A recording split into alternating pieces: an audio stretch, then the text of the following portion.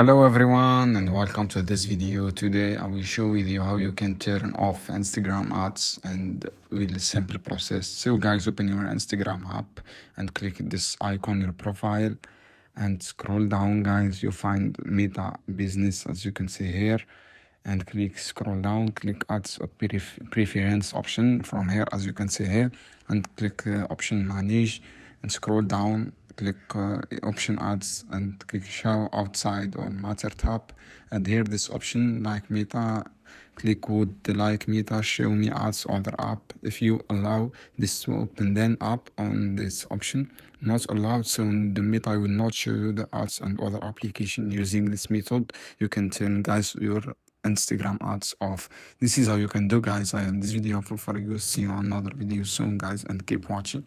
Any question down below on comment here and I will answer your question as soon as possible. Thanks for watching.